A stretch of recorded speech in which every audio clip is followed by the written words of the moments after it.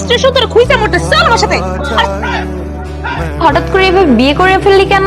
তোর বিয়ে নিয়ে আমাদের কত প্ল্যান ছিল তুই জানিস, সব ভেস্তে দিছিস। কি আর করার, সবাই জোর করে আমাকে ওর সাথে বিয়ে দিয়ে। আমাদের দুলা ভাই কোথায়? আমার চা নাস্তা দিব কেডা? তোর বাড়ির কাজের লোক বুঝি? কাজের লোক কর তুই, হ্যাঁ? একার ফোন না বাড়িতে বাড়ি করে দিব। তোর বাড়ির কাজের লোক আমাকে শালির ঘরে শাড়ি পরে আর তুই দাঁড়িয়ে দাঁড়িয়ে দেখ। এখনই একটা থাপ্পড় মেরে বের করে দে। ও হইতাছে আমার বউ। এই ছেলেটা আমাদের দুলা ভাই। ওই তোদের দুলাভাই। এরকম একটা লুঙ্গি পরা গ্রামের ছেলেকে আমরা দুলা ভাই হিসেবে তো মেনে নিতে পারবোই না। সবাই হিসাবে মানলে মান, না মানলে নাই, তাতে আমার কিচ্ছু যায় আসে না। ওকে কে বলছে বাবু লুঙ্গি পরে এখানে আসতে? যা ভিতরে যা। কেন তাড়াতাড়ি রাস্তা হলে আমার ঘরে আয়। আমি যে কি লেগে এই পেত্নিটারে বিয়ে করতে গেছিলাম।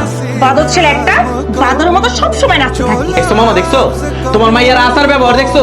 জামাইয়ের লোকে কেমনে কথাবার্তা কইতে হইব সেটা পর্যন্ত সে জানে। লোকে আমি সংসার করবো কেমনে? আমার বান্ধবীদের সামনে লুঙ্গি পরে গেছে, আমার মান সম্মান একটু শেষ করে দিচ্ছে।